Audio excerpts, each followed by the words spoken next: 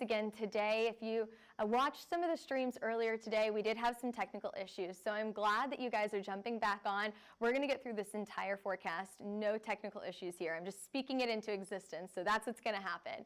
Let's get into your headlines here. Strong storms possible in Florida today. We've already seen the storms down there in southern Florida. It's raining over Miami right now. We're going to see that all the way into the Florida Keys. We do have two big hazards to watch out for there today.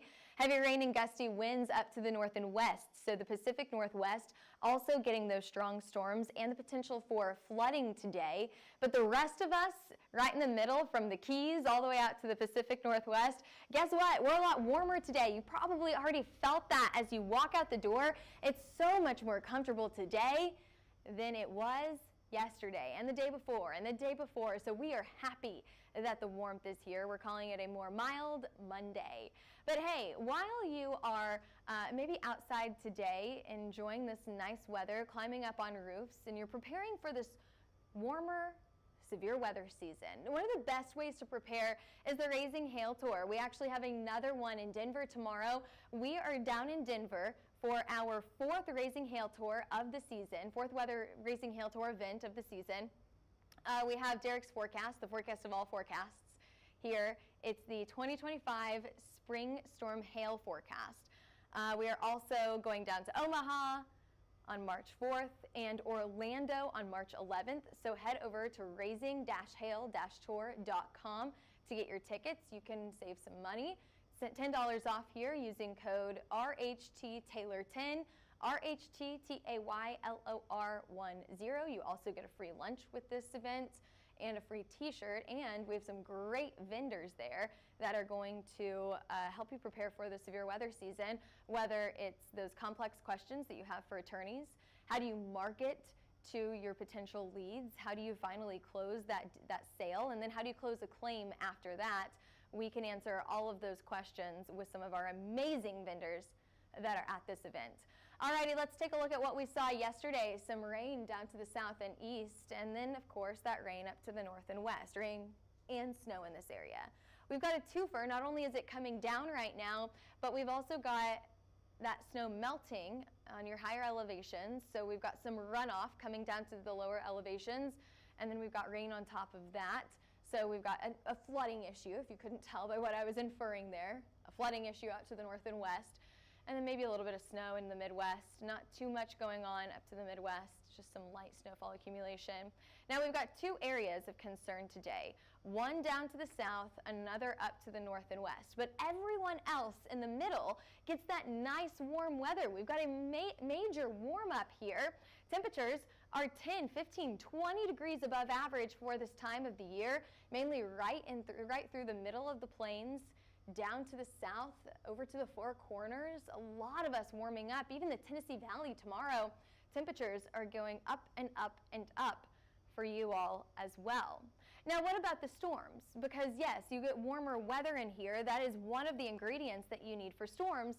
Another ingredient is some sort of forcing. So we've got a warm front out to the north and west. We've also got a front down to the south. So those are your two areas for storm development today. Take a look at these two areas across Florida, anywhere from Tampa through central Florida. You've got on and off rain. I'm going to call this sporadic rain here. It's not going to rain the entire day, but it will be light rain, moderate rain to heavy rain, kind of on and off all day long. The better chance for severe weather farther down to the south, where you can see these storms look a little bit more intimidating. We're going to see anywhere from Miami all the way down to the Florida Keys, a tornado and a wind risk, and we'll talk about exactly where and what type of risk we're expecting there. Is it level 1, level 2? What are we expecting there? We'll talk about that here in just a few minutes. Now you can barely see it, but this is a very photogenic storm right here. It's gorgeous. It's a low pressure system right here. Do you see that? You can see the defined eye there of the defined lowest area pressure right there. That's coming on shore over the next 24 hours. So we've got the first few outer bands of this low pressure system coming on shore right now. And that's going to also contribute to the flooding issue that we've already seen out to the north and west. Talk about temperatures. It's so much prettier today than it was yesterday. Almost 70 degrees here in Oklahoma City. 63 out in Denver, 63 in Dallas. Just a gorgeous warm-up across the entire U.S. But you can see, as we put your current alerts on, a very clear problem area of the country. This is the area that we are watching for the biggest weather impacts today, not only because of the high wind, up to 80 miles an hour for those areas highlighted in light gold here, but also because of that flood concern that we have highlighted here in green. I talked about that snow melting and the rain coming down all at the same time. That's going to cause a flood concern through this evening. And then we also have that winter weather advisory from that low pressure system that's moving onshore. It's going to bring snow up to your upper elevations and then rain to your lower elevations with high wind added into that as well. We have a winter storm warning that goes through tomorrow and a winter weather advisory highlighted in purple. There's another flood alert. This is a flood warning. So we're watching for several inches of rain here on top of that melted snowfall, and so your rivers, your streams, these could start to overflow. And so this actually doesn't have an expiration date on it. It says until further notice. So this is something that you're going to want to keep up with your local weather alerts, your local news station.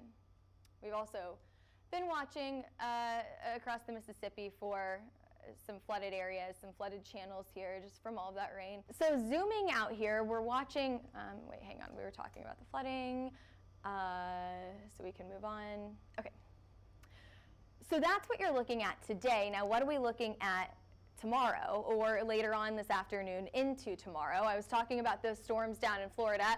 So here we go. Where are we watching for the most severe storms, or the storms that have the better chance for a severe risk with it? That'll be farther down to the south. So we're talking about Miami all the way down to the Keys here. You're going to see heavy rainfall all day long in Miami, and you're also going to see that high wind, and we also have a tornado risk in this area. And we'll talk about that risk a little bit more. But I'm going to take you up to the north and west, where we have this very photogenic low pressure system right here. Do you see this low pressure system? You could see it spin earlier. We've got the outer bands coming on shore right now, but we're going to see even more rain coming through the overnight hours, causing another flooding issue in this area. There's where all of that storm comes in, anywhere from the upper elevations all the way down the upper elevations of Washington and Oregon, all the way down to the northern side of Oregon. We've got some snow out to the east as well, and we've got some high wind elsewhere with this. So we've got a lot going on out to the Pacific Northwest, not only today, but also tomorrow. I told you that we were going to talk about what's happening this afternoon, but also into tomorrow. First, let's start with your severe forecast. So for your high wind, we've got some strong winds anywhere from Spokane all the way down to Pendleton. This is for this afternoon, right around 60 miles an hour. I don't think that we're going to go too much higher than that, and it'll be pretty isolated whenever you're talking about thunderstorm-related wind. However, non-thunderstorm related wind could go higher than that. That's like your straight line wind. A little bit farther out to the east into Montana and Wyoming, that could get up to 80 miles an hour. So there's two different wind factors we're watching for here. Non-thunderstorm related out to Montana and Wyoming. Thunderstorm related wind about 60 to 65 miles an hour, anywhere from Spokane all the way down to Pendleton. So we have that in a low risk for today. That second area of risk, as I mentioned earlier, from the Keys all the way up to Miami. Again, this is thunderstorm related. Once again, about 60 miles an hour. I think it'll be a pretty isolated risk. Not everyone getting those strong storms here. So we kept it also in the low category. But we don't stop there, especially down in Florida. We're watching for that tornado risk as well. It's a level 1 risk highlighted here in green. An isolated tornado or two cannot be ruled out in this area, so it's definitely something to be paying attention to. On top of that, with all of the rain that we're getting, these could be really, really difficult to see. So make sure that if you are doing anything outside today, you've got several weather alerts turned on so that you can get those notifications if a warning is issued, and you kind of know the drill here. If you see anything spinning off in the water, make sure you're still in a safe spot inside. I know that we love to see those videos, but you want to make sure that you're prioritizing safety over everything. Your severe threat breakdown for today, that thunderstorm risk is low, tornado risk is low. What we're really watching for is that high wind and the flooding risk. The hail risk today, also very, very low. So there you go. We're watching up to the north and west and down to the south for today. What about tomorrow? Here we are Tuesday morning into the early afternoon. We're starting to see some of this snow track farther off to the east, and Florida starting to dry up just a little bit here. Most of that rain exits Florida by the early afternoon. Could we get a little bit of light snow in places like Colorado, maybe down into Denver? It's possible. Your snowfall total is not too impressive here. A lot more impressive out to the Midwest and into Canada. So this is the northern side of Midwest here. It's warm enough that any other precipitation, moisture that we get will be in the form of rain, anywhere from Kansas all the way into Indiana, at least for Wednesday. Or at least for Tuesday. What about Wednesday now? And that rain will continue to track to the east from Texas all the way to Arkansas, looking a little bit more impressive as we get up into the Midwest, anywhere from the Tennessee Valley all the way to our New England states. Where do we finally see that freezing line? Again, it's warmer, right? So where does that freezing line sit? Last week, it was sitting over here. This week, we've moved to the north. We've got so much warm weather in this area now. So we're finally switching over to snow in the far northeastern side of the U.S. We're talking about most of our New England states as we get overnight into Thursday night into Friday. Maybe a little bit of snow moving in here. But for the rest of us, it's going to be rain. You can take advantage of that nice warm weather. We're going to continue to see I'll call it relatively active pattern, but it's mainly up to the north. Down to the south, we're going to stay warm and dry. I'm really not watching for an active pattern to get south of Kansas here. But you're going to see these little periods of snow, maybe a little bit of rain mixed into places like the Midwest, maybe the Northeast. But again, we're still staying dry down to the south. So this is Thursday. Friday, still nothing really coming down to the south, at least nothing terribly impressive as we head into the end of the work week. Now, things may change as we get into the early portion of March. I've looked at some really long-term models, and that first week of March is looking a little bit more impressive. But enjoy the nice weather while you can now. Very few of us dipping below freezing, and if we do dip below freezing, it's in the overnight hours.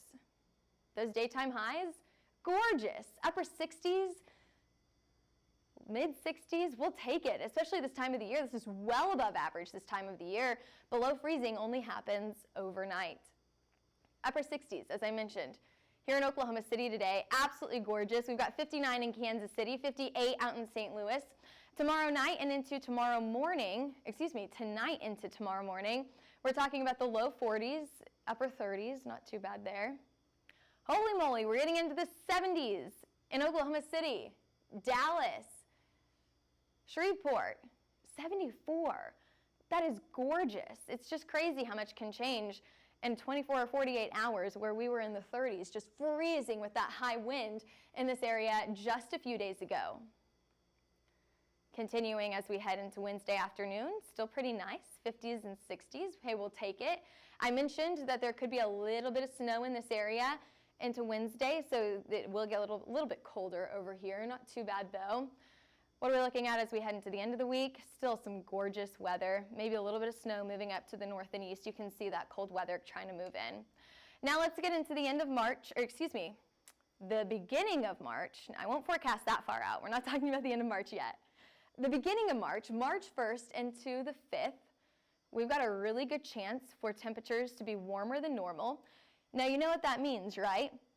If we can get some moisture in here, and we've already got the heat. Those are two ingredients that we need for severe weather. So what about the moisture? Are we going to see any wet weather? Ooh, okay. We have a pretty good chance for wet weather as well. So we've got an above average chance for more moisture in here than what we normally see this time of the year. So we've got the heat, we've got the moisture. If we could get some strong forcing in here, that first week of March, we could see a pretty decent chance for storms. And I've actually looked at some long-term models, and it looks like maybe right around March 4th. We're not calling it yet, but that's a day that I would keep your eye on. So early March, make sure that you are keeping an eye on the forecast for some potential severe weather to return to the states. Until then, enjoy the nice warm weather. We're going to see a mix of snow and rain with a very low chance for severe weather. Throughout the northwest and the south today, no chance for severe weather tomorrow. But hey, we do long-term forecasts as well. We go all the way out. I said I wasn't going to go into March, but guess who will? Derek Klein. He has talked about the 2025 hail forecast in Edmond, Denton, and Chicago already. So those roofers, those contractors, they're ready for the spring 2025 season. However, we still have 3 more chances for you to see the severe weather, the hail forecast. Head over to raising-hail-tour.com to get your tickets for Denver, Omaha, and Orlando on the 25th, the 4th, and the 11th of March. Use code RHTTaylor10, RHTTAYLOR10 for $10 off of your ticket. You get a free t-shirt and a free lunch with that as well. And hey, don't forget to follow us on Twitter, Facebook, Instagram, YouTube, and TikTok. And if you're interested in a hail, wind, or tornado map, we of course will be mapping that that wind and those tornadoes. If they happen today, we'll have a map for you in real time. Give it an hour or two and you can see that map on hailtrace.com. Give us a call at 855-334-4245 to see those maps, or email us at info@hailtrace.com. Head over to our website for more information, hailtrace.com. Have a fantastic Monday. We'll see you back here for the forecast. Same time, same place tomorrow.